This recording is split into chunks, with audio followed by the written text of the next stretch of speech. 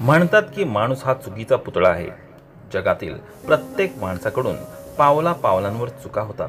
पण कधीकधी एखाद्या व्यक्तीच्या आयुष्यात अशी चूक होते जी त्याच्या आयुष्याची दिशा बदलून टाकते. अशीच एक कहाणी आहे. माझी ही कहाणी आहे 3 महिलांची, ज्यांचा एकमेकांशी काहीच संबंध नाही, पण तिघींनीच आयुष्यात काही अशा चुका केल्या ज्यामुळं त्यांचे आयुष्यच बदलून गेले, जगण्याचा उद्देशच संपून गेला. तर लवकरच भेटूया संगीता आणि विनिता यांना. त्या अशा महिला आहेत ज्यांचा एकमेकांशी काहीच संबंध नाही, पण दुःख जेव्हा आपलेसे वाटते तेव्हा अनोळखीही आपलेसे होतात. 40 वर्षीय संगीता डोळे बंद करून पलंगाच्या जवळ निर्विकार भावाने बसली होती. आज तिच्या छातीत नेहमीपेक्षा जास्त वेदना जाणत होत्या. काहीशी जास्तच त्रास जाणत होता, पण ती बिचारी काहीच करू शकत नव्हती. तो त्रास तिच्या छातीत असलेल्या गाठीमुळे होत होता. या गाठीसाठी योग्य उपचारही तिच्या आर्थिक परिस्थितीमुळे आणि पती किशोरच्या कुटुंबाच्या जबाबदारीमुळे गांभीर्याने न घेण्यामुळे होऊ शकल्या नाहीत. संगीता हे सगळे विचार करत असतानाच बाहेर वरांड्यात टीव्ही पाहत बसलेल्या किशोरने चहा आणण्यासाठी आवाज दिला. संगीता किशोरसाठी चहा बनवून घेऊन गेली आणि म्हणाली, ऐका ना, माझ्या छातीत खूप वेदना होत आहेत. किशोर हसत म्हणाला, असं आहे का, ये मी दाबतो. संगीता वैतागून म्हणाली, तुम्ही मूर्ख आहात का? मला त्रास होते आणि तुम्हाला मजा वाटते. संगीता बोलतच किशोर हसू लागला. त्याच्यावर चिडलेली संगीता पुन्हा खोलीत गेली आणि मनातल्या मनात चिडचिड करत म्हणाली, माझे डोकेच फिरले आहे. जे या माणसाशी लव्ह मॅरेज केले, काय आयुष्य आहे, काय काय स्वप्न पाहिली होती. आज या भाड्याच्या एका खोलीच्या घरात 3 मुलांसह आयुष्य काढत आहोत. नीट पायही पसरता येत नाहीत. हा सगळा विचार करता करता अचानक संगीताला तिच्या वर्गातील एका विद्यार्थ्याचा निबंध आठवला. काही दिवसांपूर्वी संगीता यांनी आपल्या वर्गातील मुलांना सुखी कुटुंब या विषयावर निबंध लिहायला सांगितला होता. प्रत्येक मुलाने आपापल्या समजुतीनुसार निबंध लिहिला होता. कोणी लिहिले की सुखासाठी पैसे लागतात, तर कोणी लिहिले होते की दर महिन्याला कुठेतरी सहलीला जावे. सांगायचे म्हणजे प्रत्येकाने आपल्या विचारांनुसार लिहिले होते. पण यामध्ये एका मुलाने लिहिले होते की सुखी कुटुंबासाठी सगळ्यात जास्त गरजेचे म्हणजे आपसापसातील भावना. तो मुलगा म्हणाला होता, जोपर्यंत कुटुंबातील सदस्यांमध्ये एकमेकांप्रती भावना नसतील तोपर्यंत तुम्ही आनंदी राहू शकत नाही. तुम्हाला एकमेकांच्या सुखदुःखाची जाणीवही होणार नाही. किती बरोबर लिहिलं होतं त्या मुलाने. कुठे आहेत किशोरमध्ये भावना? त्यांना काही जाणवते का? ना घराची जबाबदारी, ना स्वतःच्या नोकरीची जबाबदारी. इच्छा झाली तर कामावर गेले, नाहीतर घरी बसले. कधी हेही विचार करत नाहीत की 3 मुले आहेत, त्यातल्या 2 मुली आहेत. कसे आयुष्य चालेल, कसं काय होईल, हे सगळं विचार करता करता संगीता खूप ताणात गेली. दुसऱ्या दिवशी शाळेत संगीता लंच ब्रेकमध्ये बसली होती. तिचा चेहरा भावना शून्य होता. त्याचवेळी तिच्या सहकारी शिक्षिका शिल्पीने तिला विचारले, काय झालं संगीता, तू सतत शांत का असतेस? तुझ्या चेहऱ्यावर कधीच कोणतेही भाव दिसत नाहीत ना, तू कधी कोणाशी बोलतेस? संगीता हळूच आवाजात म्हणाली, शिल्पी, काय सांगू, मी माझे आयुष्य स्वतःच्या हाताने उद्ध्वस्त केले आहे. शिल्पी म्हणाली, म्हणजे? संगीता बोलणं थांबत म्हणाली, काही नाही, फक्त माझ्या नशिबात जे लिहिलं तेच होणार. मला असे वाटते की माझे आयुष्य अपूर्ण लिहिले गेले. मला आता फक्त मुलांची चिंता आहे. माझ्यानंतर माझ्या मुलांना कोण सांभाळेल? शिल्पी चिंतेत होत म्हणाली, पण तू असं का बोलतेस? संगीता म्हणाली, शिल्पी, मी आर्थिकदृष्ट्या आणि शारीरिकदृष्ट्या खूप त्रस्त आहे. माझे पती काही करतच नाहीत आणि कधी काही करतात तरी त्यातून घराचा खर्च भागवणे हाच खूप मोठा प्रश्न आहे. आता माझ्या छातीत एक गाठ आहे, पण माझ्याकडे एवढे पैसे नाहीत की मी उपचार करून घेऊ शकेल. काय करावं काहीच कळत नाही. शिल्पी म्हणाली, ऐक, मी तुला एका डॉक्टरांच्या नावाने पत्ता देते. त्या डॉक्टर रीमा आहेत. त्या खूप चांगल्या आहेत. त्यांच्या आयुष्यात खूप समस्या आल्या आहेत. खूप कमी वयात त्यांचा घटस्फोट झाला. कोविडमध्ये त्यांच्या 20 वर्षाच्या मुलाचा मृत्यू झाला. मुलाच्या जाण्यानंतर त्या पूर्णपणे कोलमडल्या होत्या. पण स्वतःला सावरून त्यांनी त्यांच्या डॉक्टरला समाजसेवेचे रूप दिले.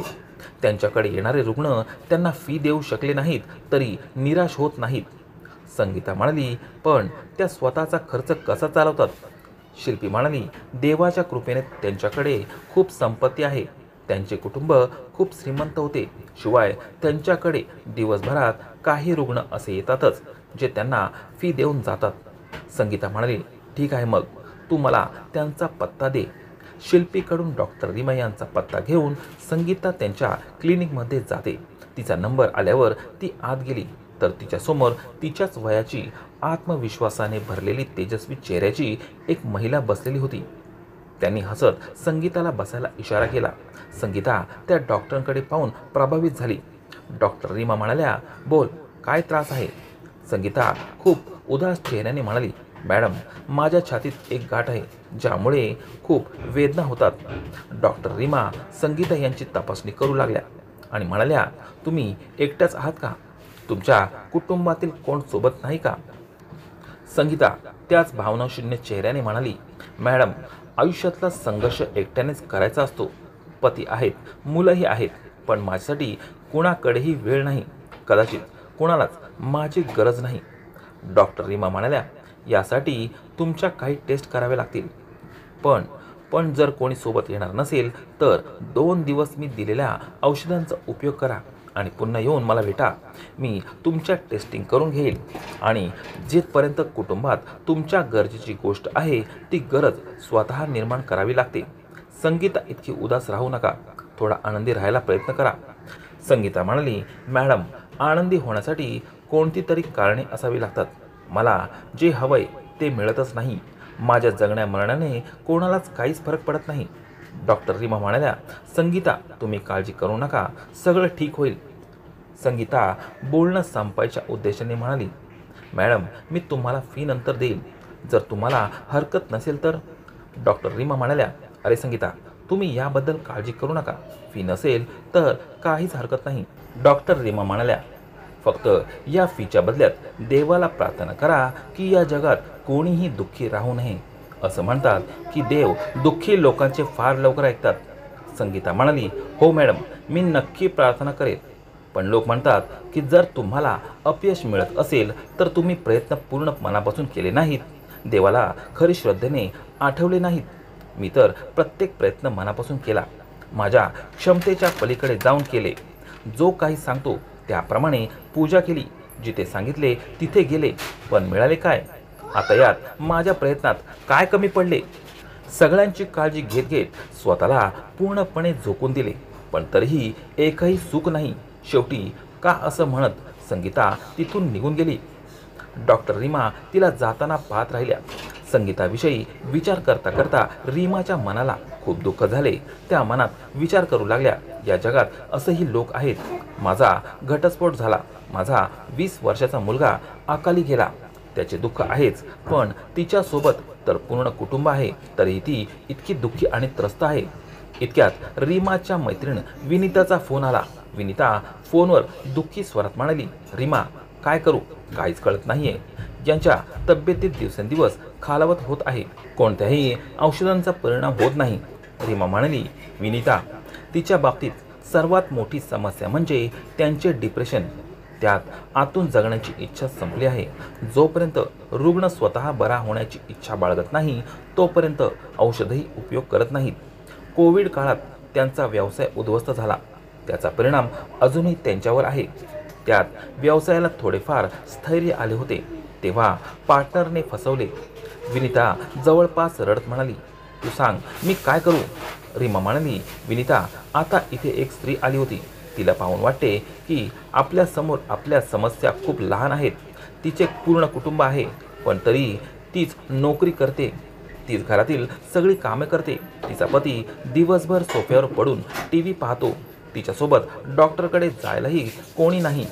विनिता म्हणाली, खरं सांगतेस, मी तर एक चूक केली. त्या चुकीचे फळ आजही भोगते आहे. काश मी आधी घरच्यांना समजावून घेतले असते तर कोणती समस्या आली नसती. फक्त माझ्या हट्टामुळे मी यांच्याशी लग्न केले. आता माझ्या घरचे कोणीही मला मदत करायला तयार नाहीत. रीमा म्हणाली, विनिता, हे तुझ्या माहेरच्यांचे आकारण हट्ट आहे. जे व्हायचे होते ते झाले. आज आपल्याला लग्न करून 25 वर्षाहून अधिक काळ झाला आहे, पण ते अजूनही हे धरून बसले आहेत तर खूप चुकीचे आहे. विनिता म्हणाली, रीमा, तू माझ्या घरी येऊ शकतेस का? रीमा म्हणाली, ठीक आहे, मी क्लिनिक संपून तुझ्या घरी येते, पण माझ्या येण्याची फी लक्षात ठेव. विनिता म्हणाली, हो, मला माहीत आहे. तुला माझ्या हातचे पकोडे खायचे आहेत. रीमा म्हणाली, नक्कीच. असं म्हणून ती हसली. तिचे हसणे ऐकून विनिता देखील थोडीशी हसली, पण तिच्या मनात टोचणी लागली की ती कोणाला काय सांगणार. तिला तिच्या पतीच्या आजाराबरोबरच तिच्या भावांमुळेही त्रास होत होता. अशा भावांचा काय उपयोग? व्यवसाय पार्टनर तरी दर महिन्याला काहीतरी चांगली रक्कम पाठवतो, पण माझे भाऊ, त्यांचे लक्ष फक्त माझ्या पैशावर आहे. दरम्यान संगीता डॉक्टर रीमाच्या क्लिनिकमधून बाहेर पडून मनात विचार करत होती की आज 22 तारीख झाली आहे. पगार मिळायला अजून 8-10 दिवस आहेत. या 8-10 दिवसात घरातून पैशातच दिवस काढावे लागतील. आता ते किती दिवस असतील कोण जाणे.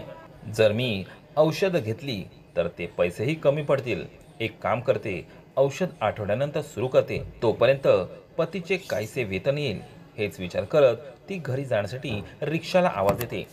एका रिक्षाने थांबून विचारले, जी मॅडम, कुठे जायचं आहे? अचानक काही विचार करून संगीता म्हणाली, भाऊ, मला माफ करा, मला काहीतरी आठवले आहे. आधी ते काम करते, नंतर रिक्षा लागेल. रिक्षावाला म्हणाला, ठीक आहे, तुमचे काम करून घ्या, मी तुमची वाट पाहतो. संगीता म्हणाली, अरे नाही भाऊ, तुम्ही किती वेळ वाट पाहणार? तुम्ही जा. हे ऐकून रिक्षावाला चिडून म्हणाला, मॅडम, मग आवाज कशाला दिला? असं म्हणत तो तेथून बडबड करत निघून गेला. संगीता रिक्षावाल्याच्या वागण्यामुळे दुखावली, पण वेळेची स्थिती तिच्यासाठी अशी होती की तिने मनातले बोल गिळून टाकले आणि स्वतःशीच म्हणाली, आज पैसे इतके कमी आहेत की प्रत्येक खर्च विचारपूर्वक करावा लागतो. जर मी या रिक्षातून घरी गेले असते तर तो 50 रुपये घेऊन गेला असता. संगीता विचार करत होती, 50 रुपये तर 2 दिवसांच्या भाजीसाठी पोतील. काही हरकत नाही, तो निघून गेला तर गेला. तिने विचार तर केला, पण सत्य हे होते की रिक्षावाल्याच्या कळवट शब्दाने तिच्या मनाला खोलवर जखम केली होती. एका 2 पैशाच्या माणसाने असं काय बोलून गेले? दरम्यान विनिता आपल्या भव्य ड्रॉइंग रूममध्ये सोफ्यावर डोळे मिटून बसली होती आणि विचारात हरवली होती. इतक्यात तिचा फोन वाजला. तिने पाहिले की तिच्या माहेरहून तिच्या बहिणीचा फोन होता. विनिता फोन उचलून म्हणाली, नमस्ते वहिनी. वहिनी म्हणाली, नमस्ते दीदी, जिजाजी कसे आहेत? विनिता म्हणाली, काय सांगू, तब्येतीत काहीच सुधारणा होत नाही. वहिनी म्हणाली, दीदी, तुम्ही मानाल तर एक उपाय आहे. विनिता म्हणाली, काय उपाय आहे? वहिनी म्हणाली, शहराबाहेर जे स्मशान आहे तिथे एक अघोरी बाबा राहतात. तुमच्या भैयाने शोधले की त्यांच्याबरोबर शिवजींची काही शक्ती आहे. ते शिवजींच्या प्रसादासारखी भस्म देतात. त्याने जिजाजी खूप लवकर बरे होतील. विनिता म्हणाली, भैयाला बघू दे, मी तिथे जाऊ शकत नाही आणि आता यांच्यात इतकी ताकदही नाही की ते जाऊ शकतील. वहिनी म्हणाली, दीदी, मी तुमची परिस्थिती समजू शकते, पण मी तुम्हाला फोन केला कारण या उपचारासाठी खर्च येईल. विनिता एवढं ऐकता समजली की हा सगळा काहीतरी बनाव आहे, पण नाते जपण्यासाठी ती म्हणाली, किती खर्च येईल? वहिनी म्हणाली, तुम्ही भैयाशी बोलून घ्या. असं म्हणत तिने फोन तिच्या भाऊ विनीतला दिला. विनीत म्हणाला, विनिता, तू चिंता करू नकोस, अजून तुझा भाऊ जिवंत आहे. मी जिजाजींची तब्येत सुधारण्यासाठी जीवाचे रान करीन. विनिता म्हणाली, किती पैसे लागतील ते स्पष्ट सांग. विनीत निर्लज्जपणे हसत म्हणाला, विनिता, साधारणतः 50,000 रुपये खर्च येईल. इतर खर्च ऐकताच विनिता म्हणाली, काय 50,000? हे शब्द विनिताच्या जवळपास 22 वर्षीय मुली वाशिकाने ऐकले आणि ती क्षणार्धात सगळं ऐकून ओळखली. तिने लगेच आईच्या हातून फोन घेतला आणि म्हणाली, मामा, 50,000 खूप मोठी रक्कम आहे, मी तुम्हाला 50 रुपये देऊ शकत नाही. असं म्हणून तिने फोन कट केला. विनिता आपल्या भावाच्या नीच वागणुकीने रडू लागली. ती मनात विचार करत होती, या निर्लज्जांकडून काय अपेक्षा ठेवणार? जिथे बहिणीची मदत करायला हवी तिथे यांची गट्टी फक्त आमच्या संपत्तीवर आहे. इकडे संगीता पैसे वाचवण्यासाठी रीमाच्या क्लिनिकमधून 3-4 किलोमीटर अंतर पायी चालून घरात पोहोचली होती. जुलैच्या दमट उष्णतेने ती पूर्णतः घामाने भिजून गेली होती. ती आजारपणामुळे मनातून खूपच त्रस्त होती. संगीता आज जशी घरात आली तसंच तिचा किशोरने काही खाण्याची फरमाईश करत तिला आवाज दिला. संगीता खूप चिडली, पण तिला ठाऊक होते की तिच्या रागाचा किशोरवर काहीच परिणाम होणार नाही. ती आतल्या खोलीत गेली तर तिथे तिची 3 मुले पलंगावर पडून अभ्यास करत होती. मुलगा सजल तिला पाहताच म्हणाला, आई तू कुठे गेलीस? शाळेतून तर तू खूप आधीच येतेस, आज खूप उशीर झालाय. संगीता भावना शून्य स्वरात म्हणाली, हो बेटा, माझी तब्येत ठीक नाही. शाळेत माझ्यासोबत एक शिक्षिका आहेत, त्यांच्या ओळखीची एक डॉक्टर आहेत, मी त्यांच्याकडे गेले होते. सजल म्हणाला, डॉक्टरांनी काय सांगितलं? संगीता शांत स्वरात म्हणाली, 2 दिवसांसाठी औषध लिहून दिलं आहेत, त्यानंतर टेस्टिंग होईल.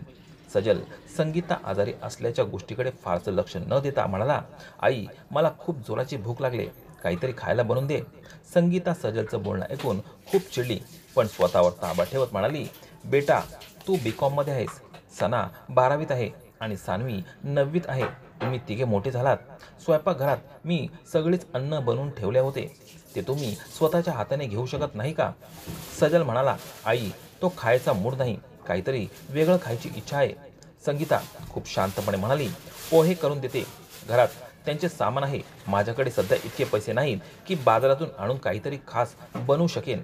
सगळ्यांनी पोहे खा असं म्हणत संगीता कपडेही न बदलता पोहे बनवायला गेली. पोहे बनवून तिने पती किशोर आणि 3 मुलांना दिले आणि कपडे बदलायला गेले. कपडे बदलताना ती आपल्या कुटुंबातील प्रत्येक सदस्याच्या वागणुकीबद्दल विचार करू लागली. तिला सगळ्यांच्या वागणुकीमुळे खूप वेदना होत होत्या. तिच्या मनात विचार येत होता की कोणालाही तिच्या आजारपणाचे काहीच घेणे देणे नाही. कोणीही तिची समस्या काय आहे हे विचारायचेही कष्ट घेतले नाही. ती फक्त या घरात सगळ्यांना सांभाळण्यासाठी आहे का? तिचे स्वतःचे अस्तित्व नाही का? कोणीही तिला जवळ घेऊन आश्वासन दिले नाही की सगळं ठीक होईल. इतक्या त्रासात असून सुद्धा ती फक्त 50 रुपये वाचवण्यासाठी चालत आली. पण घरात पोचल्यावर कोणालाही तिच्यासाठी पाण्याचा एक ग्लासही द्यायचे सुचले नाही. उलट घरात शिरताच जेवणाच्या मागण्या सुरू झाल्या. जणू काही ती रेस्टॉरंट चालवत आहे असं सगळं विचार करता करता ती खूप दुखावली होती. कपडे बदलून गप्प संगीता स्वतःसाठी सकाळचे अन्न घेऊन जेवायला बसली. तेवढ्यात तिची धाकटी मुलगी सान्वी तिच्या जवळ आली आणि म्हणाली, आई तू पोहे का नाही घेतलेस? तू हे काय खात आहेस? आज तू खूप चविष्ट पोहे बनवले होतेस. संगीता गप्प स्वरात म्हणाली, नाही बेटा, माझा पोहे खाण्याचा मूड नाही, तुम्ही खा. सान्वी म्हणाली, नाही मी एकटी खाणार नाही, तू माझ्या ताटातून खा. सान्वीने जबरदस्तीने तिच्या ताटातून संगीतालाही पोहे खायला लावले आणि स्वतः संगीताच्या ताटातील रोटी खाऊ लागली. संगीता तिला ती कोरडी रोटी खाऊ नकोस असं खूप म्हणाली, पण सान्वी म्हणाली, माझी आई खाऊ शकते तर मी का नाही? मुलीचे असं प्रेम बघून संगीता भावुक झाली आणि तिच्या डोळ्यात अश्रू आले. सान्वी म्हणाली, आई तू औषधही आणली नसतील? संगीता डबडबलेल्या डोळ्यांनी म्हणाली, नाही बेटा. सान्वी म्हणाली, तुझ्याकडे पैसे नाहीत म्हणून तू औषधं आणली नाहीस, बरोबर ना? संगीता काही बोलू शकली नाही, पण तिचे डोळे भरून आले. सान्वी म्हणाली, आई तू मला प्रिस्क्रिप्शन दे, मी औषध घेऊन येते. संगीता म्हणाली, पण बेटा औषधांसाठी पैसे. सान्वी म्हणाली, आई तू फक्त प्रिस्क्रिप्शन दे. संगीताने नकळत काय विचार करत सान्वीला प्रिस्क्रिप्शन दिले. सान्वीने आपल्या अलमारीतून पर्स काढली आणि त्यातल्या 500चा एक नोट आणली आणि संगीता म्हणाली, हे पैसे तुझ्याकडे कुठून आले? सान्वी म्हणाली, आई तुला आठवतं का, मागच्या वेळी मावशी 10 मिनिटांसाठी आली होती आणि त्या दिवशी माझा वाढदिवस होता, त्यांनी मला हे पैसे दिले होते. मी त्यांना नकार दिला, पण त्यांनी जबरदस्तीने हे दिले. संगीताने खूप प्रेमाने सान्वीच्या डोक्यावर हात फिरत म्हणाली, माझ्या मुली. सान्वी प्रिस्क्रिप्शन घेऊन औषध आणायला निघाली. सान्वी गेल्यावर सजल आणि सना आईजवळ आले आणि म्हणाले, आई आम्हाला माफ कर, आम्ही तुझ्या आजारपणाला समजू शकलो नाहीत. आजपासून तुला आम्हाला काही सांगावं लागणार नाही. संगीता आजारपणाच्या वेदना असूनही हसून म्हणाली, काही हरकत नाही बेटा, फक्त तुमच्या पप्पांसारखे बनू नका. कमीत कमी तुमच्यासोबत राहणाऱ्या लोकांच्या सुखदुःखाची जाणीव असायला हवी. सानवी प्रिस्क्रिप्शन घेऊन जवळच्या मेडिकल स्टोअरमध्ये गेली. तिथला मेडिकल दुकानात संगीता आणि तिच्या कुटुंबाला चांगलाच ओळखत होता. तो संगीता कशा प्रकारे मेहनत करून घर चालवत आहे यामुळे प्रभावित होता. सानवीने त्याला प्रिस्क्रिप्शन दिले. त्याने सगळी औषधं काढून दिली. सानवी म्हणाली, काका किती पैसे झाले? दुकानदार म्हणाला, बेटा 1050 रुपये झाले. हे ऐकून सानवी थक्क झाली. तिला काहीच कळेना. ती म्हणाली, काका माझ्याकडे आत्तासाठी फक्त 500 रुपये आहेत. उरलेले पैसे काही दिवसात देईल, चालेल ना? दुकानदार म्हणाला, ही औषधं कुणासाठी आहेत? सानवी म्हणाली, माझ्या आईसाठी. दुकानदार मनातच विचार करू लागला, जर हे प्रिस्क्रिप्शन किशोरचे असते तर मी औषध देण्यास नकार दिला असता. पण हे प्रिस्क्रिप्शन संगीता मॅडमचे आहे, ज्या इतक्या कष्ट करून घर चालवतात. तो म्हणाला, बेटा औषध घेऊन जा. पैशांची काहीच काळजी करू नकोस. कधी जमले तेव्हा दे. हे 500 रुपये ही ठेव आणि मम्मीसाठी ज्यूस घेऊन जा. त्यांना ताकद येईल. सानवी म्हणाली, पण काका. दुकानदार म्हणाला, काही हरकत नाही बेटा, घेऊन. सानवीला काही सुचले नाही. तिला फक्त हे माहीत होते की आईसाठी औषध खूप गरजेचे आहेत. तिने दुकानदाराचे आभार मानले आणि औषध घेऊन परत निघाली. दरम्यान डॉक्टर रीमा विनीता मॅडमच्या घरी पोहोचली होती. डॉक्टर रीमा विनीता मॅडमला म्हणाली, विनीता, जिजाजींची परिस्थिती काय आहे? विनीता त्यांना विनोदजी जवळ घेऊन गेले. विनोदजी गप्प खिन्न मनाने बिछाण्यावर पडले होते आणि छताकडे टक लावून पाहत होते. डॉक्टर रीमा विनोदजींना म्हणाली, हाय जिजाजी, कसे आहात? विनोदजींनी एक नजर रीमाकडे पाहिले आणि पुन्हा छताकडे बघायला लागले. रीमा म्हणाली, जिजाजी, तुम्ही काहीतरी प्रयत्न केला पाहिजे. असे तुम्ही कसे बरे व्हाल? औषध तेव्हाच परिणाम करतील जेव्हा तुम्ही मनाने बरे होण्यासाठी प्रयत्न कराल. रीमा त्यांच्याशी बोलत असतानाच डोरबेल वाजली. विनीता दरवाजा उघडायला गेली. समोरच्या व्यक्तीला पाहताच विनीता घाबरली. तो माणूस वाईट नजरांनी विनीता मॅडमकडे बघत होता आणि त्याच्या चेहऱ्यावर एक घाणेरडे स्मित हास्य होते. यापुढे एक भूल. आपल्या या कथेत काय झाले ते पाहूया पुढच्या भागात. तोपर्यंत तुम्हाला ही कथा आवडली असेल तर व्हिडिओला लाईक करा. तुम्ही चॅनलवर नवीन असाल तर सबस्क्राईब करा आणि हो, नोटिफिकेशन बेल दाबा, जेणेकरून पुढील व्हिडिओचे अपडेट तुम्हाला सर्वात आधी मिळेल. धन्यवाद.